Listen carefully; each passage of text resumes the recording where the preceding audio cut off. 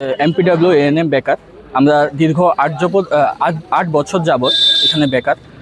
8 বছরে সরকার শুধুমাত্র আমাদের 98 জনকে নিয়োগ দিয়েছেন। দীর্ঘদিন আন্দোলন করার পরেও ডাইরেক্টর অফিস থেকে আমাদের কোনো সদুত্তর দেওয়া হয়নি।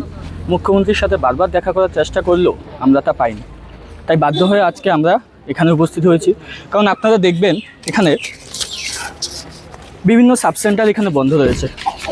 বিভিন্ন সাবসেন্টার এখানে বন্ধ, এই দেখতে পাচ্ছেন বিভিন্ন সাবসেন্টারগুলি এখানে বন্ধ, কিন্তু সরকার নিয়োগ করছে না। তাই আমরা আজকে বাধ্য হয়ে এখানে উপস্থিত হয়েছি। আমাদের অতি শীঘ্রই 1200 শূন্যপদে নিয়োগের দাবিতে আমরা এখানে উপস্থিত হয়েছি। কতজন রয়েছেন আপনারা? আমরা প্রায় বেকার 1500-র উপরেই হবে, শূন্যপদ 1200-র উপরে রয়েছে। লাস্ট কবে নিয়োগ হয়েছে?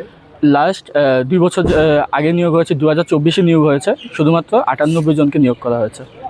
আপনারা কি চাইছেন?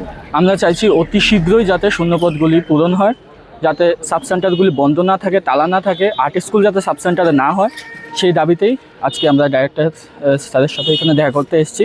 পরে আমরা মুখ্যমন্ত্রী স্যারের সামনে যাব অ্যাপয়েন্টমেন্টের জন্য। এই আশা নিয়ে যাব যে অ্যাপয়েন্টমেন্ট আমরা পাবোই না, কারণ বহুবার চেষ্টা করেও আমরা পাইনি। তাই এবারও আমরা আশা রাখবো না যে আমরা অ্যাপয়েন্টমেন্ট পাবো, তবুও আমরা জমা দেবো।